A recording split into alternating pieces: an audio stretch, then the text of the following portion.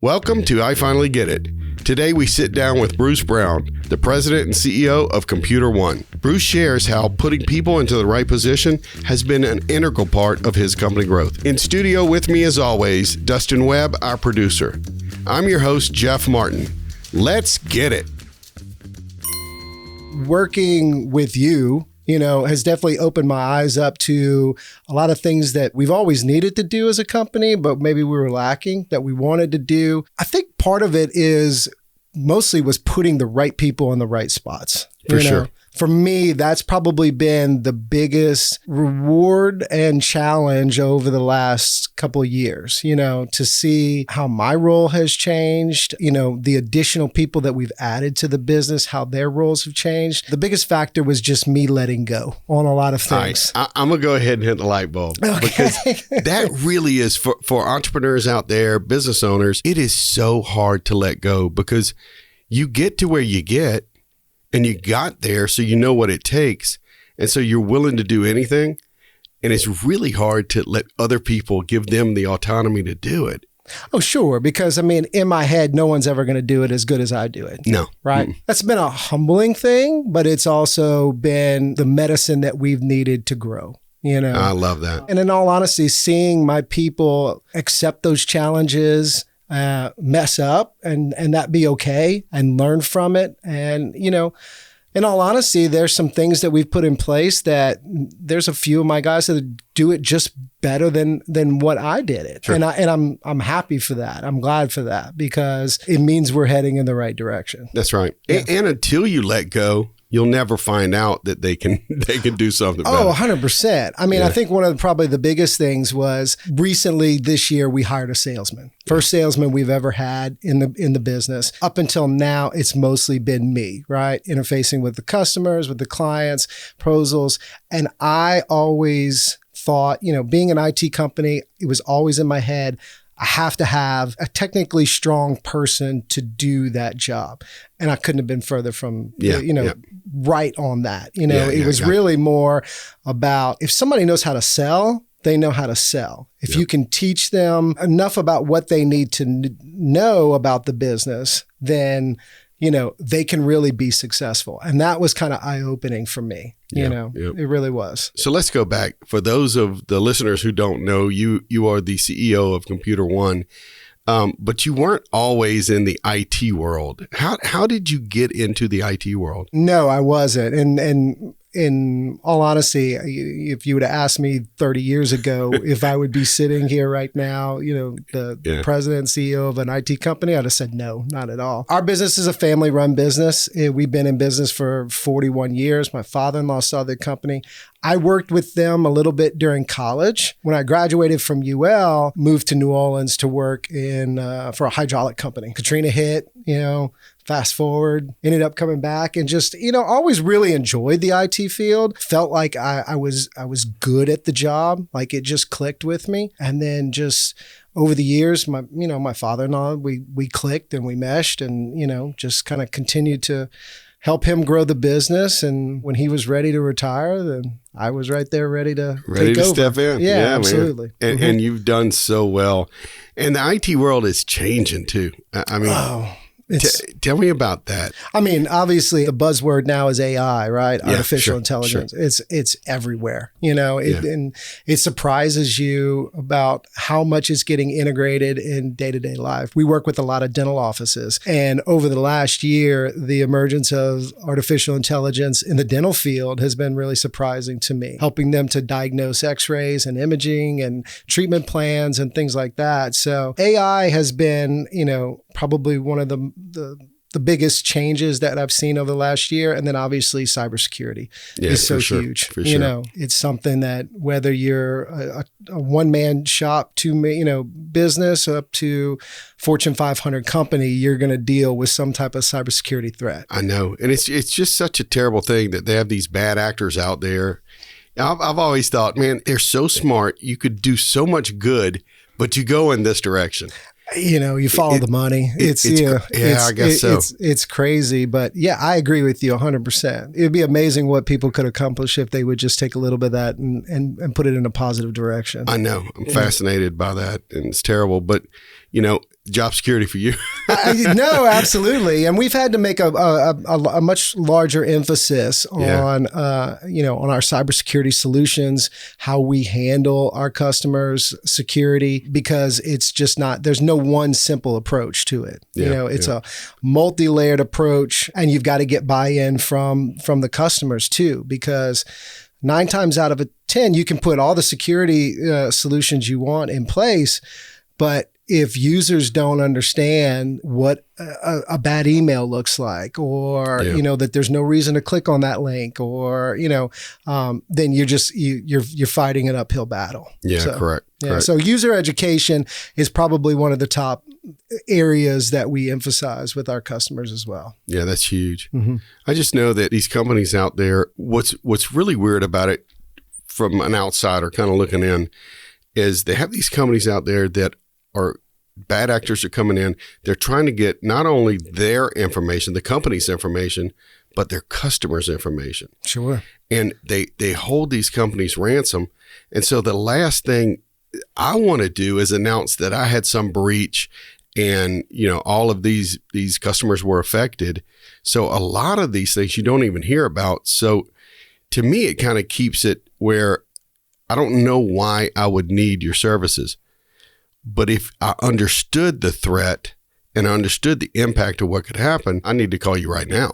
Well, yeah, obviously everybody is familiar with ransomware. It's probably one of the leading cybersecurity threats out there, but that's evolved a lot. When ransomware first started cropping up 4 or 5 years ago, if not a little bit longer, it was, all we're going to do is steal your data and encrypt it and not give it to you unless you pay us, right? Yeah. So here comes cloud backups. Here comes more protection. So people started saying, even if they did get ransomware, they had the means to restore their data through cloud backups and other, particular solutions. So then you're right. So now what they started saying is, okay, well, yes, we're going to encrypt your data, but also if you don't pay us, we're going to take that customer data and we're going to put it out there for sale. That's become the target now. It's not necessarily, the end goal is not necessarily to encrypt your data. It's to steal your data and whatever customer information you have, because it's worth a lot on the black market, and it's, from a client retention standpoint, if you have to announce that you had a breach, that you had an incident, and that your clients or your patient's information was possibly taken, it's a black eye on you as a business owner. No doubt about it. Sure. Yeah. Talking about the business a lot, and I really want to learn more about you and how you handled your challenges with the people challenges, because you got to start it out right away saying, look, one of the big things is putting right people in the right places. Sure. And so tell me about how you, at one point, you may not have had the right people in the right places. Yeah. I think that probably goes back to me feeling like I had to do everything. You got it. Too. I would say over the last 2 to 3 years, putting, people in management positions, in higher end positions to be successful is what's allowed us to continue to grow. Yeah, sure. We're a managed service provider, right? So, and there's varying sizes of our type of company. They've got one-man shops out there. They've got companies my size, and they've got companies way bigger than me, right? Mm-hmm. For the guys out there that are one-man shops, a lot of them just like being that. And it's easy for them. They can control the situation. They can control what they do, what their day looks like. For a company that wants to grow, though, you get to a point where if you don't put the right processes in place, the right people in place, you will just plateau. You just no doubt about it. And as they say, if you ain't growing, you're dying. That's absolutely. It is so true. But you can't just grow the revenue or grow the profit. It's about growing your people. Sure. And you've done a great job of that. I know you've introduced things I appreciate that. Probably, I would say, as a business owner, people are the biggest challenge, right? Because for sure. Everybody's got their hopes and dreams, right? Where they want to be, how they want to be successful, how they want to take care of their family. And we all know it's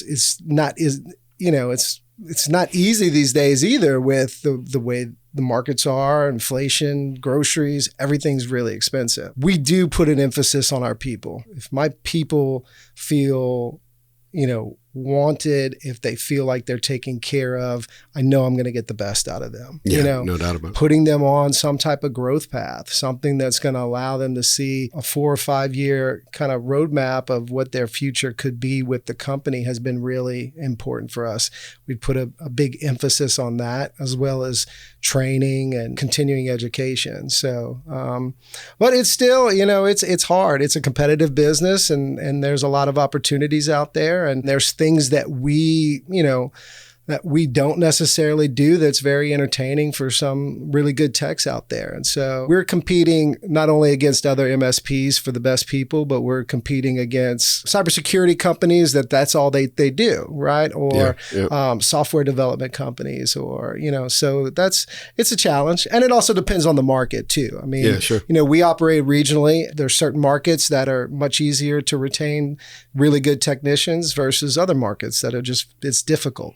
Yeah, no doubt. What's up exciting coming up for Computer One or for Bruce Brown? Just the continued growth. We've really made this year, 2023 was about security for us, right? And I think 2024 will continue to be about security. It'll be about continuing to put the right people in the right places, growing in a way that makes sense, not just growing to grow, if that makes sense too. Oh yeah, yeah, it does, because you'll often hit the wrong thing. Sure. Yeah. And continuing to just provide really good solutions for our customers. Our customers are everything, right? No, for no us. doubt about I mean, it. it's, we grow organically a lot from just good referrals.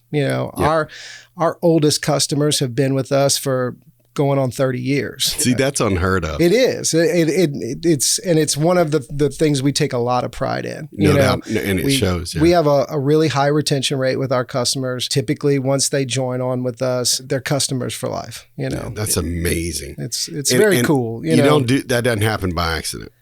We definitely put a lot of effort into it. Yeah. In the managed services world, it's about being proactive, right? And it's about the relationships that you develop. And we develop really good relationships.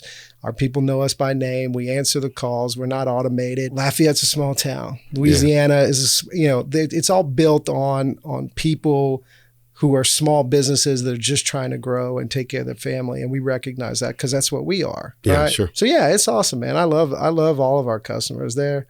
I have really good relationships with them, and it's cool to see them grow, and you can learn about their kids, and and we have just mutual things that we see each other out. And in fact, I was at dinner Saturday night and I ran into a customer and we had a big long conversation. So it's cool to see, just see all that stuff. Yeah. I love what you said. We put our customers first. You have put your employees on a 5-year plan, growth plan, you know what I mean? To show them. So the customers are really all on growth plans, and you're aware of that. And so are you as Computer One. Yeah, that's kind of a light bulb moment too. Plan and manage toward goals to get there. Yeah.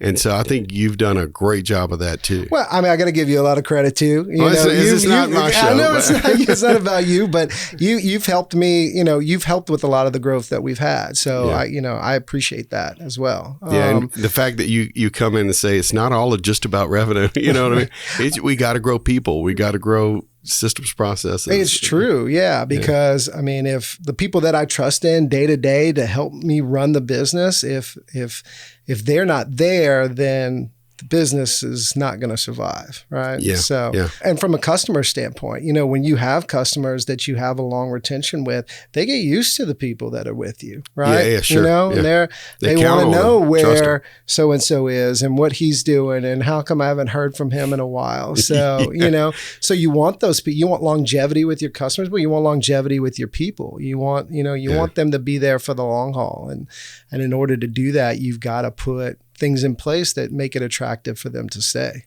Yeah. Back to the business, just because I'm interested in this. You said you got to be proactive. I want to use this analogy, and I want you to see if I'm right.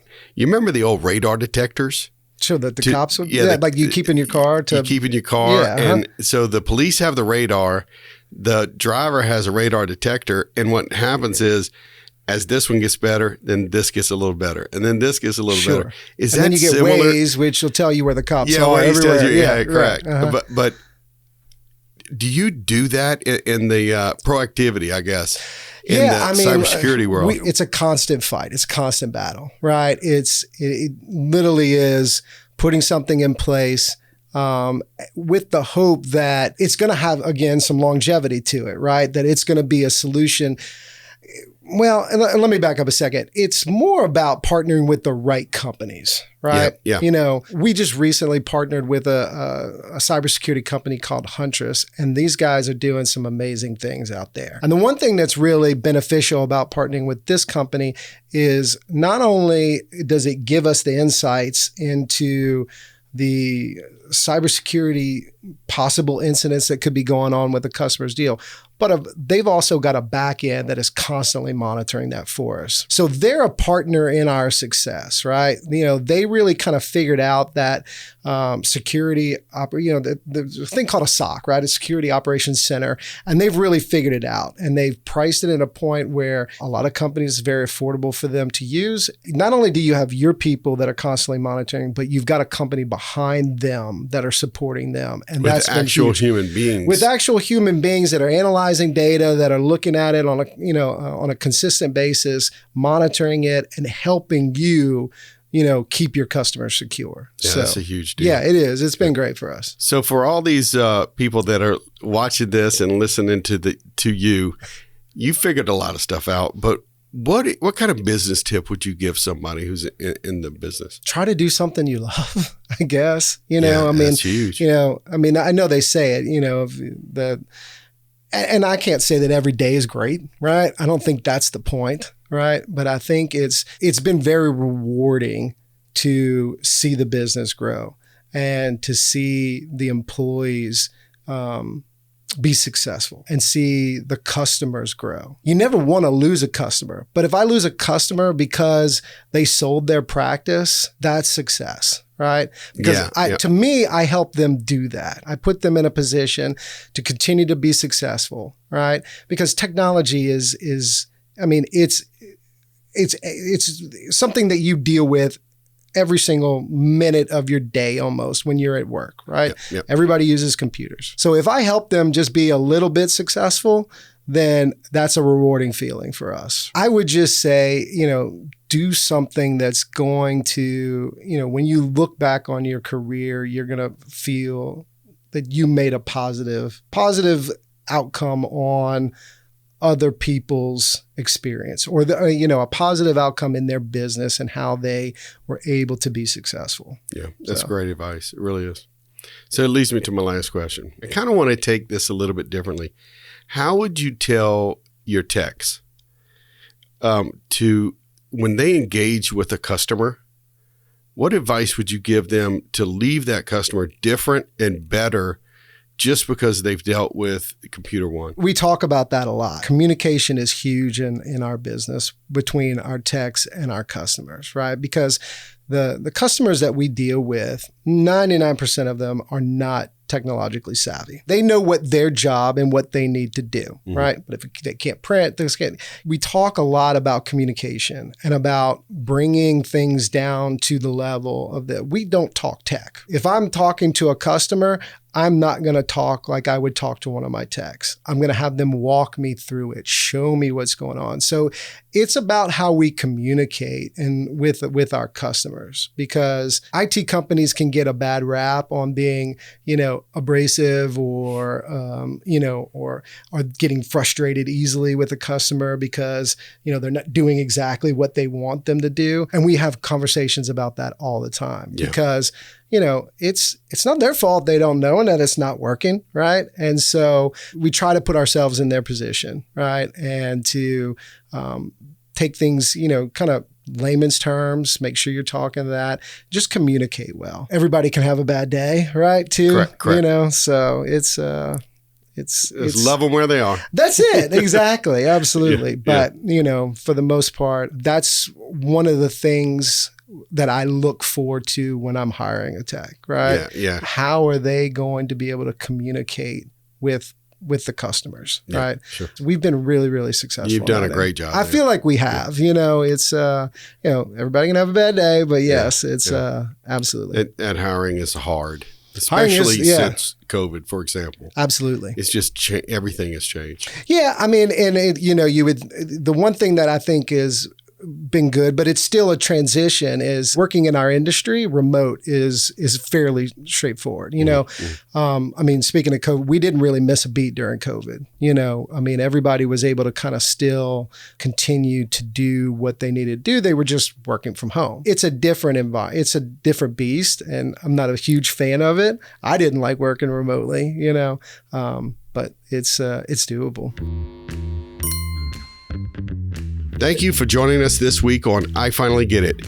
For more light bulb moments like this, make sure you subscribe so you never miss an episode. Check out the show notes at ifinallygetit.com to learn more about what Bruce is up to now. See you next week when we sit down with Tara Bienvenue and she shares what she finally got. If you or someone you know owns a business and is willing to share your light bulb moments so it helps a fellow business owner, reach out to me at jeff@ifinallygetit.com.